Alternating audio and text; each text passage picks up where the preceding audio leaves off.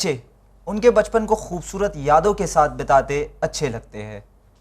बच्चों के हाथों में स्कूल की किताबें अच्छी लगती हैं, ना कि भीख के कशकोल। बच्चे गार्डन में हंसते खेलते कूदते आज़ाद फिजा में सांस लेते हुए अच्छे लगते हैं, ना कि काले अंधेरे कमरों में बंद मालिकों की अजियतें सहते हुए। बच्चों के चेहरों पर मुस्तकबिल से बेफिक्री की मुस्कुराहटें अच्छी लगती हैं, ना कि घर में आज की कमाई की परेशानियों से झुकती हुई कमर। जी हाँ नाज़रीन, बच्चों की कम सिनी, ये कम सिनी एक गीली मिट्टी की तरह होती है कि अगर इसके ऊपर ज़्यादा बोझ डाला जाए तो ये टूट भी सकती है और इस पर पड़े हुए नक्श ज़िंदगी भर रह सकते हैं। सलामुअलैकुम नाज़रीन, मैं हूँ शाइस्ता इम्तियाज़ हैदर। मोहतरम नाज़रीन, अस्सलाम वालेकुम वरहमतुल्लाह। अब तमाम का खैर मकदम करता हूँ अपने प्रोग्राम लीगल एडवाइस में। जी हाँ, हमारे मुल्क हिंदुस्तान को आज़ाद हुए 70 साल से भी ज़्यादा वक्त हो चुका है, लेकिन अफसोस हमारा मुल्क आज भी बाल मजदूरी का शिकार है। बच्चों को कभी धोखा देकर तो कहीं गरीबी की वजह से बाल मजदूरी में लाया जाता है, जिससे उनका बचपना उनसे छीन लिया जाता है। यकीन जानिए, ये ऐसा मुद्दा है जिस पर हमें आज तक आवाज़ उठानी चाहिए। जी हाँ नाजरीन, मैं हूँ आपका मेज़बान सैयद अता अब्बास। आप तमाम का खैर मकदम करता हूँ अपने प्रोग्राम में। नाज़रीन, क्या बच्चों पर होने वाले जुल्म जायज़ हैं? क्या इन पर जो मजालिम ढाते हैं वो अपने आप को किसी छोटे जुर्म का मुर्तकब समझते हैं? इनके लीगली इनकी क्या सजाएं होती हैं? चाइल्ड लेबर के बारे में हमारा कानून क्या कहता है?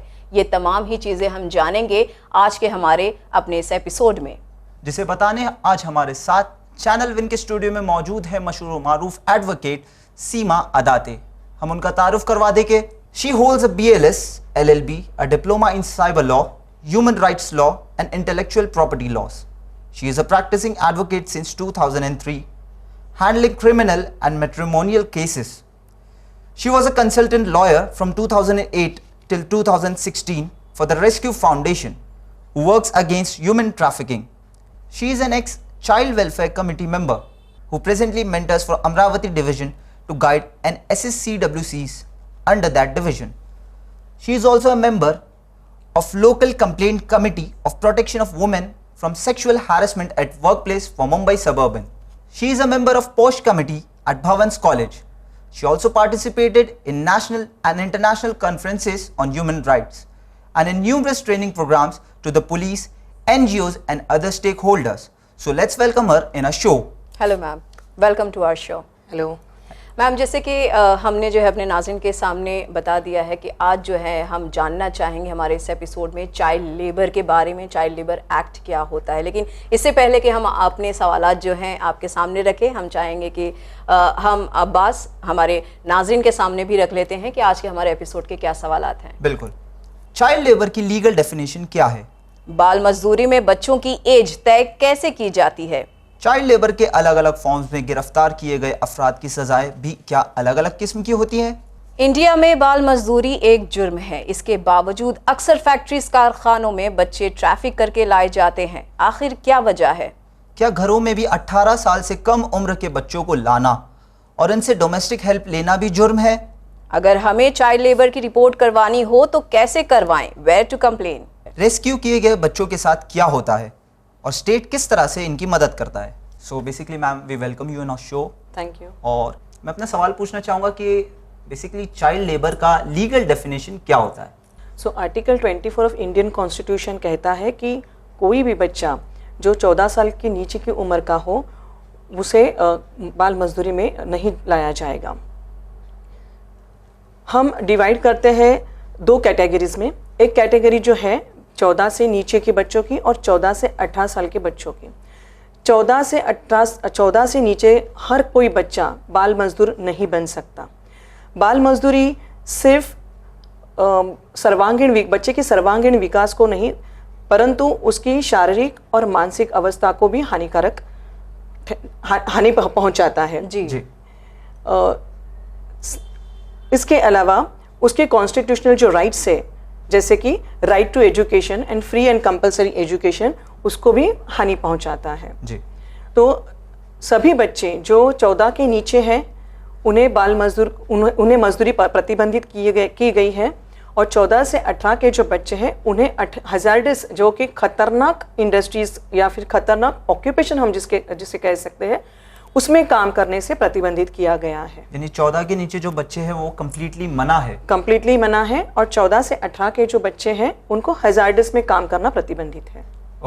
ओके तो मैम 14 से नीचे आपने कहा कि उन्हें मना है कि और ज़्यादातर ख़तरनाक कामों के लिए जो है वो मना किया गया है।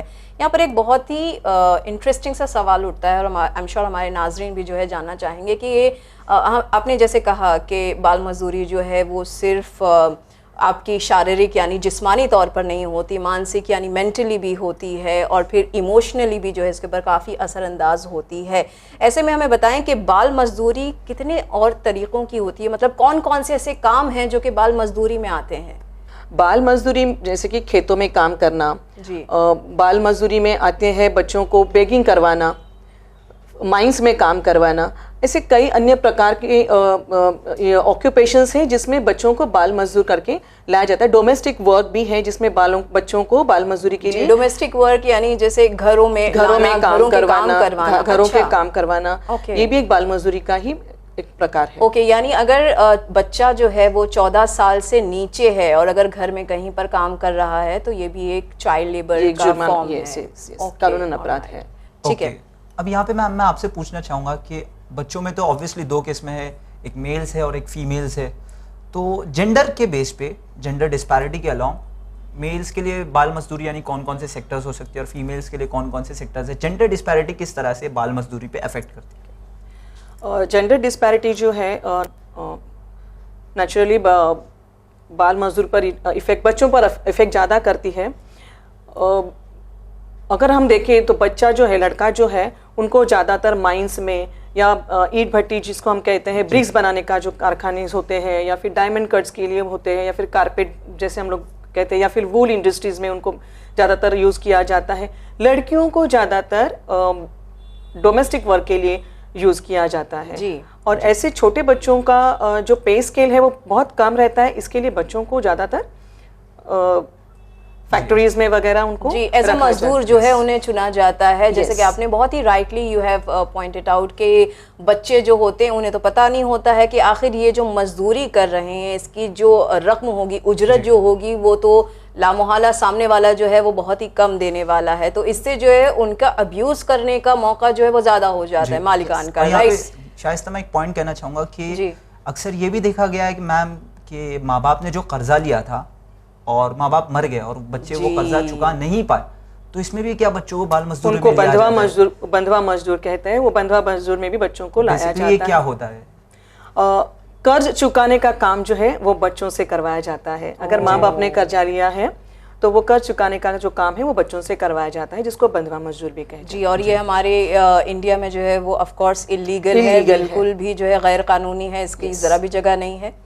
क्योंकि यहाँ पे देख सकते हैं कि बच्चों को अक्सर ये धोखा दिया गया है कि आपके पेरेंट्स ने इतना ज़्यादा लोन लिया है, और अक्सर हमने देखा है कि बच्चों को कभी कभार लोन की रकम भी मालूम नहीं होती कितनी है, तो ऐसे उनकी पूरी जिंदगी इसी में निकल जाती है जी। तो फिर ऐसे में क्या किया जाए, किस तरीके से स्टेट जो है इन बच्चों की मदद कर सकती है या हम एज ए सिटीजन इन बच्चों की मदद कर सकते हैं इफ़ वी आर सीइंग? जब भी हमें जानकारी मिलती है कि पर्टिकुलर एक बच्चा जो है या फिर बच्चे किसी इंडस्ट्री में उनको एम्प्लॉयड किया गया है, उनको मजदूरी के लिए ज़बरदस्ती करवाई जा रही है, तो ऐसे बच्चों की जानकारी अगर हमें मिलती है तो या तो हम किसी एनजीओ की मदद ले सकते हैं, हम डायरेक्ट पुलिस की मदद ले सकते हैं, हम CWC की चाइल्ड वेलफेयर कमिटीज़ जो हर डिस्ट्रिक्ट में होती है, आप उनसे हम उनको भी जाके कंप्लेंट कर सकते हैं, उनकी सहायता ले सकते हैं और वहाँ से हम बच्चों को रेस्क्यू करवा के बच्चों को रेस्क्यू करवा सकते हैं। बच्चों को रेस्क्यू करने के बाद उनको चाइल्ड वेलफेयर कमेटी के सामने प्रोड्यूस किया जाता है। अच्छा। वहाँ से चाइल्ड वेलफेयर कमेटी की प्रक्रिया जो है, जो लीगल प्रक्रिया जो है, वहाँ से चालू हो जाती है। जी। तो अगर मैं ये आपसे पूछना चाहूँ कि ऐसा ज़रूरी नहीं है कि यानी फिर ऐसे जो बच्चे हैं जिनको इस तरीके से ब्लैकमेल किया जा रहा है कि भाई आपके माँ बाप का कर्ज है जो आपको चुकाना है, तो ये इनके ऊपर वाजिब या इनके ऊपर लाजिम नहीं है कि वो अपने माँ बाप का कर्ज जो है वो किसी पर्टिकुलर पर्सन के पास इस तरीके से अपनी एजुकेशन को छोड़ के, अपनी लाइफ को छोड़ के जो है अपना बचपन इन कामों में लगाएं। तो ये कहीं से भी लीगल नहीं है? नहीं, ये इलीगल है। अगर कोई ऐसा कहता है कि आपको कर्ज चुकाना है, आपके माता पिता ने लिया हुआ कर्ज हम आपको चुकाना है, तो ये कम्प्लीटली इलीगल है। जी, यहाँ पे मैम यहाँ कह सकते हैं कि माता पिता का कर्ज बच्चों के कंधों पर नहीं आता। नहीं इज वेरी क्लियर। नहीं आता है जी, और यहाँ पे मैं कहना चाहूंगा कि if we are saying child labour, तो यहाँ पे बच्चे की एज कैसे तय की जाती है कि ये बच्चा है क्या है? जी जी। जी। ओके, बच्चे की एज जो है, मतलब बच्चा नाबालिग है, किशोरवयीन है या एडल्ट है, ये तय करने के लिए हमारे पास या तो फिर उसका बर्थ सर्टिफिकेट या बोनाफाइड सर्टिफिकेट होना ज़रूरी है। अच्छा, अगर वो नहीं है तो हम मेडिकल वेरिफिकेशन, एज वेरिफिकेशन की CWC के जरिए ऑर्डर दी जाती है, जिससे ये तय होता है कि बच्चा 14 साल की कम उम्र का है, 14 से 18 की उम्र का है या एडल्ट है। जी, क्योंकि अक्सर ऐसा देखा जाता है कि कुछ बच्चे जो होते हैं या लड़कियां हम कह लें, जिनकी फिजिकलिटी जो होती है वो जल्दी एडोलेसेंट की तरफ नज़र आने लगती है या थोड़े बड़े से दिखाई देते हैं, लेकिन उनकी एज जो होती है वो कम होती है। तो आपने बताया कि इस तरीके से अगर वो चाइल्ड लेबर वगैरह में अगर पकड़े गए हैं तो उनकी इस तरीके से मेडिकल जांच होती है, जहां पर हम पता कर सकते हैं कि whether that person is under the age और ओवर द एज। यस, उसमें अगर हम लोग एज वेरिफिकेशन रिपोर्ट करवाते हैं तो उसमें मार्जिन ऑफ एरर भी दिया जाता है। जी। मेडिकल रिपोर्ट में ही आता है प्लस और माइनस। तो CWC तय करेगी। CWC में एक प्रावधान, JJ एक्ट के तहत एक प्रावधान है जिसमें CWC तय करेगी कि बच्चों की जो एज है वो प्लस करनी है या माइनस रखनी है। अगर 14 साल का बच्चा है तो उसको 2 साल कम दिखाना है, मतलब 12 साल का दिखाना है, या 14 साल का बच्चा है उसको 16 साल का तय करना है, ये वो CWC तय करेगी। और वो जो डिसीजन रहेगा एज को लेकर उसकी, तो वो जो डिसीजन है वो फाइनल रहेगा। जी, और यहाँ पे शायस्ता मैं पूछना चाहूंगा कि जब मैम कहती है कि 14 साल का बच्चा है या 14 साल के ऊपर जब जाए तो वो some kind of jobs he can do, so what are the kind of jobs he can do, और कुछ जो कंडीशंस अप्लाई होती है वो क्या है? चाइल्ड लेबर प्रोहिबिशन एक्ट जो है उसमें पार्ट ए और पार्ट बी है।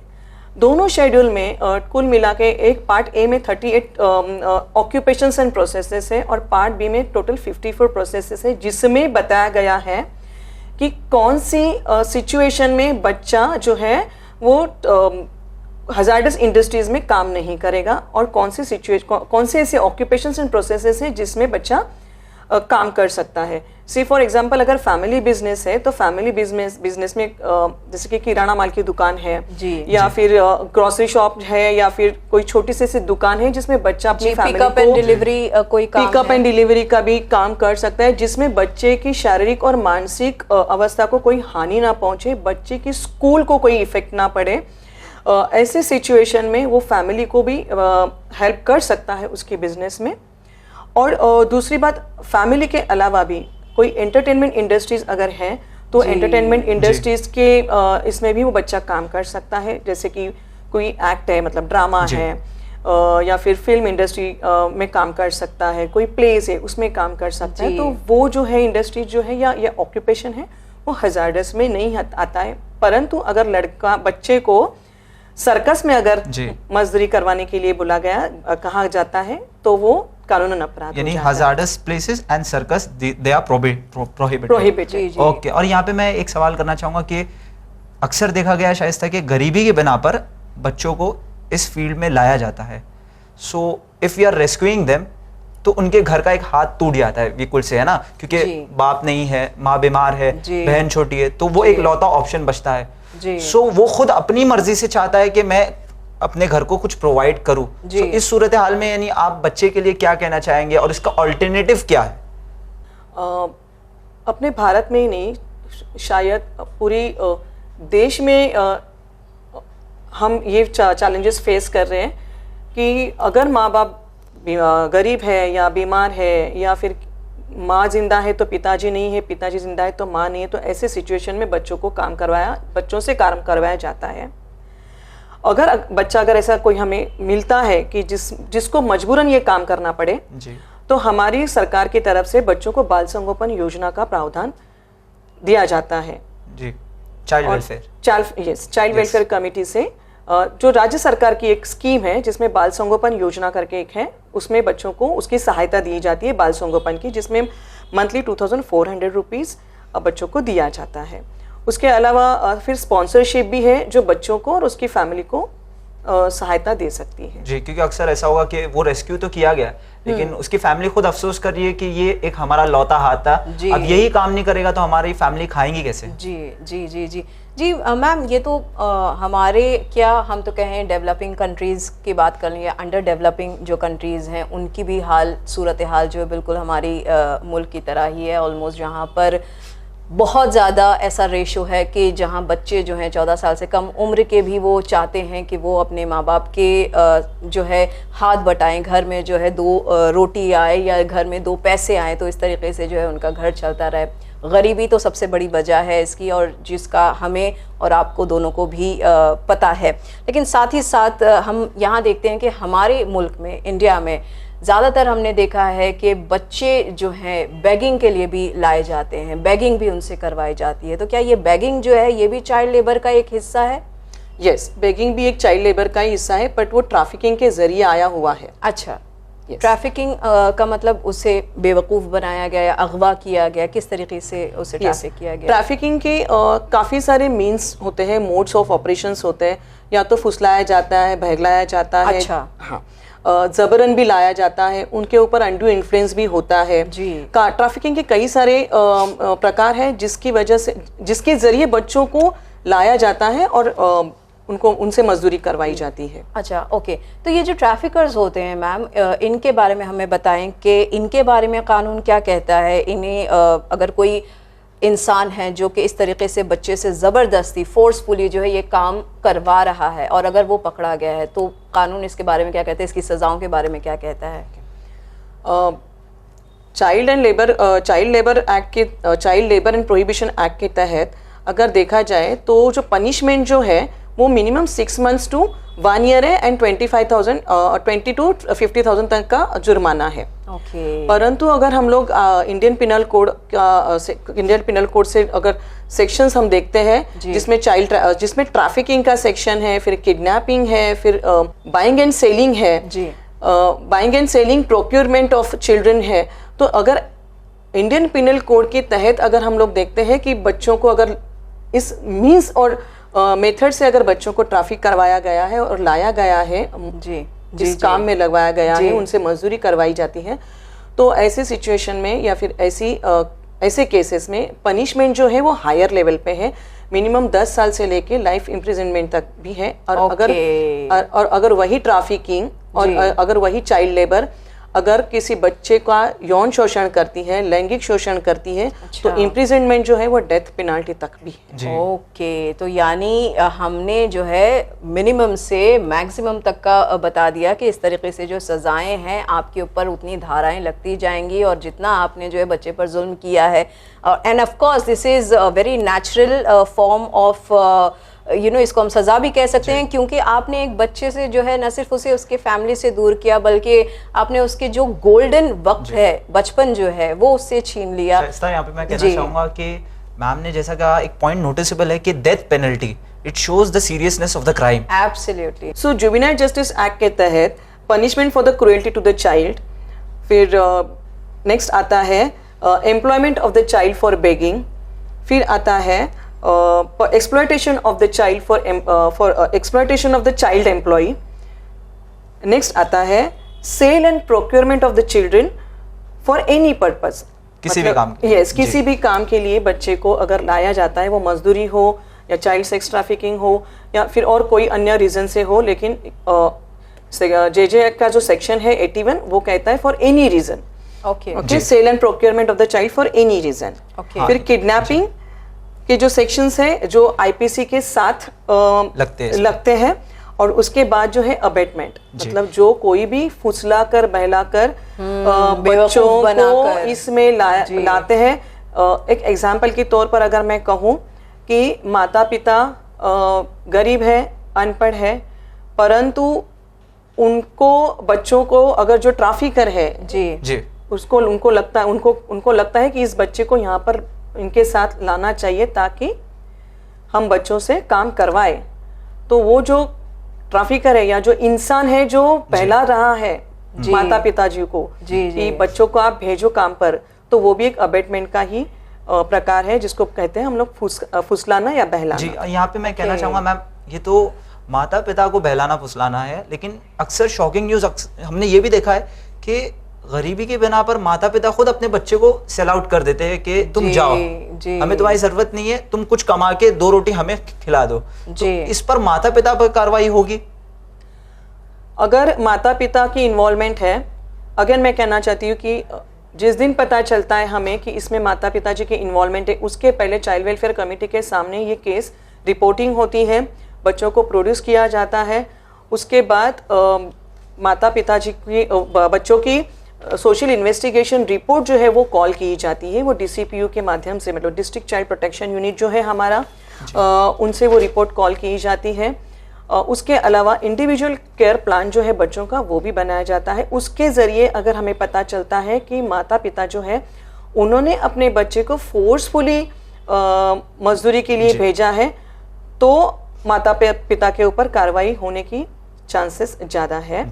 जी, या तो भेजा है या तो बेचा है, दोनों भी एंगल में जो है उनको जो है वो खतावार है। यस यस, यानी किसी भी तरह से माता पिता का भी इन्वॉल्वमेंट है तो सरकार उन्हें भी नहीं बख्शेगी। जी जी, यानी अगर वो जो है अपने कमसीन एज में हैं, 14 से कम एज में हैं या 18 से भी कम एज में हैं, और वो किसी हजार्डस प्लेस पे जा रहे हैं, जैसे उनको पता है कि ये कारखाना जो है वो केमिकल का कारखाना है, या ये जहाँ पर भी वो काम करने वाले हैं वहाँ पर ऐसी चीज़ें हैं जिनसे इनके जान को जो है वो धोखा है, ख़तरा है, तो ऐसे में वो माँ बाप भी काफ़ी जुर्म के उसमें शामिल हैं, मुजरिम हैं, और इन पर भी जो है वो कानून हमारा कहता है। हाँ, थोड़ा सा मैं इसमें ऐड करना चाहूँगी, अगर माँ बाप को पता नहीं है कि हैजार्डेड इंडस्ट्री क्या है और नॉन हैजार्डस इंडस्ट्रीज क्या है, और अगर वो ऑफेंस फर्स्ट टाइम कमिटेड है जी, तो उन पर कोई सजा नहीं, उन पर कोई कार्रवाई नहीं होगी। बट रिपीटेड अगर ऑफेंस है, माँ बाप ने वापस दोबारा उनको भेजा जी, तो कार्रवाई होने के चांसेस ज्यादा है। शाइस्ता, यहाँ पे मैं कहना चाहूंगा कि जैसा कि मैम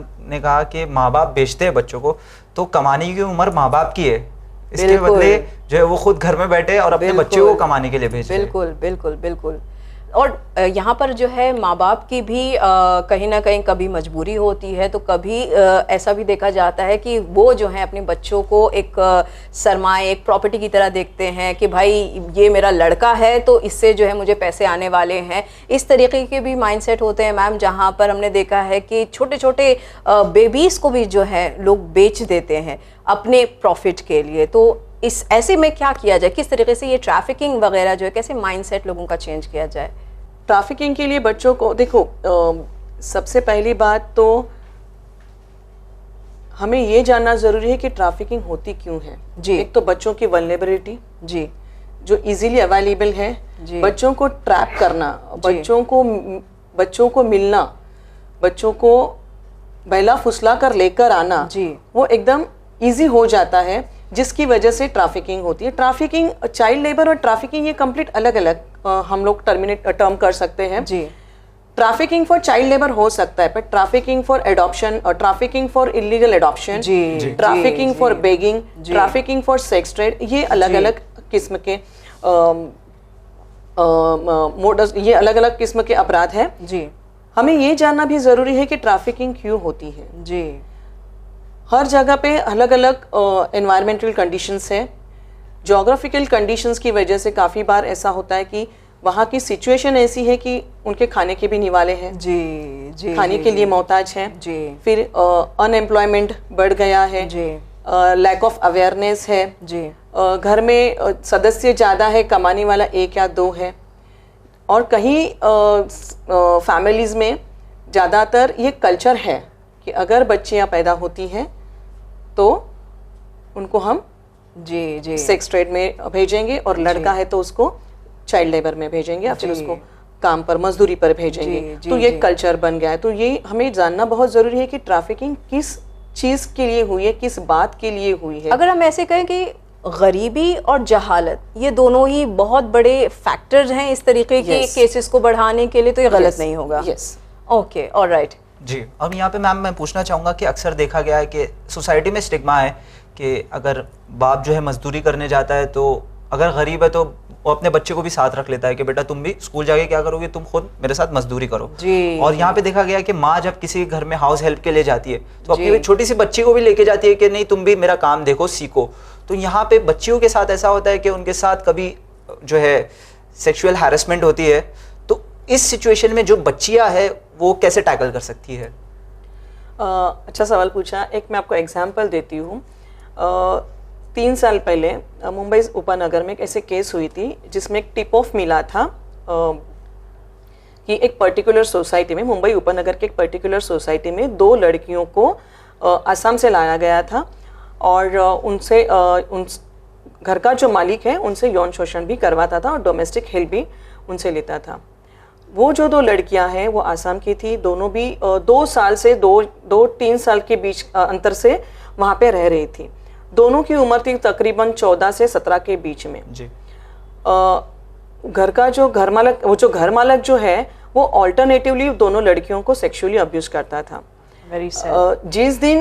जिस दिन आपे के बाहर हुआ तो वो लड़कियों ने सामने फ्लैट में जो उनकी मेड जो आती थी जी। उनसे any how they contacted that made और उनको इन्फॉर्म किया और कहा कि हमारे साथ ये यहाँ पे सेक्सुअल वायलेंस, सेक्सुअल असॉल्ट भी होता है, हमसे घर काम भी जबरन करवाया जाता है और झूठा खाना भी हमको दिया जाता है और हमारा जो मालिक है वो हमसे ऑल्टरनेट डे सेक्सुअल हमसे हरासमेंट करता है। तो वो जो मेड है उन्होंने सोसाइटी की सेक्रेटरी को इन्फॉर्म किया, सोसाइटी की सेक्रेटरी ने चाइल्ड लाइन को इन्फॉर्म किया और चाइल्ड लाइन ने फिर पुलिस को इन्फॉर्म करके दोनों लड़कियों को रेस्क्यू ऑपरेशन से बचा लिया और CWC के सामने उनको प्रोड्यूस किया। जी, यानी अगर कोई ऐसा शख्स जो इस प्रोग्राम को देख रहा है तो they have an option of being rescued. आप डरे ना, आप ज़रूर अपने नियरेस्ट पुलिस स्टेशन या चाइल्ड वेलफेयर कमेटी जो है उन्हें कांटेक्ट करें, तो आप ज़रूर आपको रेस्क्यू मदद मिलेगी। एब्सोल्युटली। और कहीं ना कहीं ऐसे हमारे जो टीनेज अगर हम कह लें 14 के बाद से 17 और 18 तक भी अगर ऐसे जो बच्चे हैं जो कि डोमेस्टिक हेल्प के तरह काम कर रहे हैं, उन्हें भी जो है अपने राइट्स पता होने चाहिए। मैम यहाँ पर बहुत ही इंटरेस्टिंग सा सवाल है कि जो घरों में 18 साल से कम उम्र के बच्चे जो काम के लिए लिए जाते हैं, डोमेस्टिक हेल्प के लिए जो लिए जाते हैं, क्या ये भी जुर्म है? यस, कोई भी बच्चा, अपना कानून यही कहता है कि कोई भी बच्चा जो 18 साल के नीचे का है और जो 14 साल के नीचे का जो बच्चा है उनसे तो घर का काम करवाना नहीं है, कानूनन अपराध है। परंतु 14 और 18 के बीच में अगर वो बच्चा है जिसका 14 साल पूरा हुआ है और 18 साल कंप्लीट नहीं हुए हैं, 18 साल पूरे नहीं हुए हैं, अगर ऐसे बच्चों से भी अगर घर काम करवाया जाता है परंतु उनकी शिक्षा जो है, उनका एजुकेशन जो है कंटिन्यू है, उनकी सेफ्टी का अगर विचार किया जाता है जी, तो अगर ऐसा बच्चा जो है अगर घर काम करता है परंतु वो घर काम जो है वो हैजार्डस नहीं है, गैस के पास काम ना करना, केमिकल के साथ काम नहीं करना, जैसे कि हम लोग ब्लीचिंग वगैरह हम लोग यूज करते हैं, नाइफ यूज करते हैं, तो ऐसे अगर हैजार्डस आर्टिकल्स या हैजार्डस ऑक्यूपेशन या हैजार्डस प्रोसेस में अगर बच्चा नहीं है तो वो घर काम के लिए भी कोई हानिकारक नहीं। जी जी। तो लेकिन इसमें सबसे बड़ी बात जो है point to be highlighted is कि अगर आप इस तरीके से किसी डोमेस्टिक हेल्प किसी की ले रहे हैं जो कि 18 साल से कम उम्र की है, 14 से ज़्यादा है लेकिन 18 से कम है, यहाँ पर मैम ने एक बहुत अच्छी बात करी कि आपको इनकी एजुकेशन के बारे में भी देखना होगा और आप जो उजरत उमूमन लोगों को देते हैं वही उजरत, वही रकम जो है आपको उन्हें भी देना चाहिए, बिकॉज़ यही जो है वो इंसाफ का तकाजा है। अगर आप ह्यूमैनिटी कर रहे हैं, अगर आप किसी की मदद कर रहे हैं कि भाई मैंने जो है इसे इसकी गरीबी से निकाला है या मैं जो है इसे एजुकेट भी करना चाहता हूँ और side by side this person can help me, हमारे साथ रह के ये सेफ़ है, तो इस तरीके का अगर इन्वायरमेंट आप प्रोवाइड कर रहे हैं तो आप बिल्कुल ये देखें कि आप उस शख्स को, उस बच्चे को जो है उसकी एजुकेशन भी रखें और साथ ही साथ ये भी देखें कि कहीं उसकी जान को या उसकी कोई माल या फिर इज्जत को जो है वो कहीं कोई खदशा नहीं है। जी, और यहाँ पे मैं कहना चाहूँगा कि मैम जब हम बात करते हैं बच्चों की तो बच्चे खुद कैसे अवेयर हो सकते हैं इस चीज़ से कि हम ठीक है चाइल्ड वेलफेयर कमेटी उसकी तरफ से पूरी कोशिश कर रही है लेकिन बच्चों की तो कुछ रिस्पॉन्सिबिलिटीज़ बनती है कि हम जागरूक रहे, अवेयर रहे कि हम आइंदा इस ट्रैप में ना फंसे। आजकल स्कूलों में भी इसकी अवेयरनेस हो रही है, कम्युनिटी लेवल पर भी काफ़ी सारी NGOs इसमें अवेयरनेस कर रहे हैं। चाइल्ड वेलफेयर कमिटीज़ के अलावा भी बच्चे जो है हर बच्चा ये नहीं जानता है कि चाइल्ड वेलफेयर कमेटी क्या है, परंतु हर बच्चा ये जानता है कि चाइल्ड लाइन क्या है, हर बच्चा ये जानता है कि पुलिस कहाँ पे है। तो बच्चे जो है वो पुलिस को अप्रोच कर सकते हैं, चाइल्ड लाइन को अप्रोच कर सकते हैं, या अपने कोई भी नज़दीकी जो है, जो निकटवर्ती है बच्चा, उनसे भी कांटेक्ट करके अपने साथ जो गुनाह हो रहा है या उनसे कोई मजबूरन काम करवा रहा है तो वो उनकी सहायता वो ले सकते हैं। यानी उन्हें डरने की जरूरत नहीं है, people are there to help them. बिल्कुल बिल्कुल। और इस तरीके के चाइल्ड लाइन नंबर्स भी हमारे पास हैं। चाइल्ड जो बच्चों को बचाने के लिए रेस्क्यू जो करते हैं एनजीओज, उनके भी हमारे पास जो है नंबर मौजूद हैं। और अगर इस तरीके से अगर कोई बच्चा जो है अपने आप को ट्रैप फील कर रहा है तो वो बिल्कुल चाइल्ड लाइन नंबर को जो है उसका इस्तेमाल कर सकता है और अपने आप को रेस्क्यू करवा सकता है खुद भी। यस मैम, जैसे कि आपने बताया कि इस तरीके से जो है चाइल्ड लेबर में बच्चे जो है बचाए जा सकते हैं, चाइल्ड लाइन के नंबर होते हैं जहाँ पर इनको रेस्क्यू किया जाता है वगैरह वगैरह, और उनको जो है वहाँ से निकाल लिया जाता है। लेकिन जैसे हम जानते हैं कि चाइल्ड लेबर की सबसे बड़ी वजह ही ये होती है कि घर में जो है वो फाके हैं, गरीबी है, अनएजुकेशन है, कम मालूमात है, इसकी बिना पर वो जो है बच्चा मजदूर बना है। अब जो है यहाँ से उसकी जर्नी बचा लेने के बाद जो स्टार्ट हो रही है, तो ऐसे में बच्चों के साथ क्या होता है, स्टेट इनकी किस तरह मदद करती है? जैसे बच्चे को रेस्क्यू किया जाता है तो बच्चे को सर्वप्रथम उनकी मेडिकल एग्जामिनेशन होती है। मेडिकल एग्जामिनेशन होने के बाद बच्चे को विदिन 24 आवर्स CWC के सामने प्रोड्यूस किया जाता है या फिर रिपोर्टिंग की जाती है। CWC जो है वो बच्चे के साथ मुलाकात करेगी, जिसको हम इंटरैक्शन कहते हैं। इंटरैक्शन के दरमियान बच्चा कहाँ से आया है, कौन सी स्टेट से है, ये अगर पता चला तो इमीडिएटली वहाँ की स्टेट से कांटेक्ट किया जाता है। वहाँ की DCPU से बच्चे की जो रिपोर्ट जो है सोशल इन्वेस्टिगेशन रिपोर्ट जो है वहाँ से कॉल की जाती है। जी, बच्चा अगर अपनी ही स्टेट का है या फिर अपनी ही डिस्ट्रिक्ट का है तो भी बच्चे की जो सोशल इन्वेस्टिगेशन रिपोर्ट जो है वो कॉल की जाती है, जिससे हमें पता चलता है कि बच्चे को किस वजह से मजबूरन मजदूरी करनी पड़ी और बच्चे की नीड क्या है। बच्चा जो है क्या वो child in need of care and protection का है, उसको CCI में रखने की ज़रूरत है जी, या फिर उसको माँ बाप के हाथ में देने की आवश्यकता है जी, उसे घर भेजा जा सकता है या फिर उसको घर भेजा जा सकता है कि नहीं जा सकता। और उसी प्रकार उसकी जो थ्रू आउट रिहेबिलिटेशन जो प्रोसेस है उसको लेकर कैसे संस्था जो है वो काम करेगी या फिर अपनी सरकार जो है वो कैसे काम करेगी। उस रिहेबिलिटेशन प्रोसेस में बच्चे की जो बाल संगोपन योजना जो है उसका भी प्रावधान किया गया है। अगर बच्चा CCI के बाहर है, मतलब माता पिताजी के पास अगर दिया जाता है तो सरकार की तरफ से बाल संगोपन योजना का भी प्रावधान किया है, परंतु बाल संगोपन योजना जो है वो सिर्फ 2 बच्चों तक ही लागू है और स्कूल गोइंग बच्चों के लिए ही है। और फैमिली सपोर्ट भी, अगर कोई NGO इसमें इन्वॉल्व है, अगर NGO सपोर्ट अगर देने के लिए राजी है, तैयार है, तो NGO के माध्यम से भी फैमिली को सपोर्ट दिया जाता है। फिर स्पॉन्सरशिप भी है, जो भी उसका भी हमारे पास प्रावधान है जी, जिससे तो स्पॉन्सरशिप जो है वो इनके एजुकेशन में और इनकी बकिया चीज़ों में जो है वो काम आएगी। यस ओके मैम, आखिर में बस मैं यही कहना चाहूँगा कि बचपना जो है इंसानी ज़िंदगी का सुनहरा लम्हा है, इसे ज़ाया ना होने दे। बच्चे जो है स्कूल में पढ़ते हुए अच्छे लगते हैं, ना कि फैक्ट्रीज में काम करते हुए। Absolutely, childhood is for learning and not for earning. बहुत बहुत शुक्रिया ma'am. Thank you so much. Thank you so much ma'am कि आप यहाँ पर आई और आपने जो है हमारी चाइल्ड लेबर एक्ट के तहत जो है मालूमात में इजाफा किया। साथ ही साथ आपने जो है हमें बताया कि किस तरीके से हमारे मुल्क में जो भी ऐसे अफराद हैं जो कि ये काम कर रहे हैं, जो कि 18 साल से कम उम्र के बच्चों के साथ कर रहे हैं, ये कितना गैर कानूनी है, हमें बताने के लिए बहुत बहुत शुक्रिया। थैंक यू शाइस्ता जी।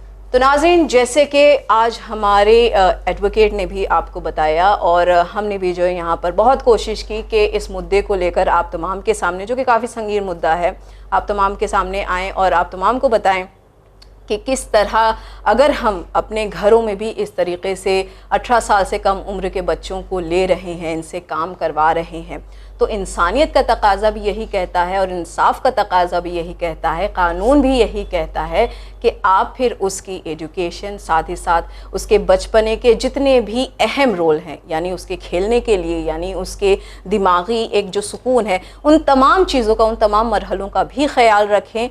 और सबसे पहले तो ये गैर कानूनी है, आप इस तरीके से उनसे काम नहीं करा सकते, लेकिन अगर फिर भी किसी मजबूरी के बिना पर करा रहे हैं तो ये ज़रूर मेक श्योर करें कि आपके घर में, आपके एतराफ़ में जितने बच्चे हैं उन्हें तमाम जो है वो तमाम इंसानी हुकूक जो है उन्हें ज़रूर मिलने चाहिए। इसी के साथ हमें दीजिए इजाज़त, पर बने रहिए चैनल विन के साथ। पैगाम इंसानियत, शुक्रिया, खुदा हाफिज़।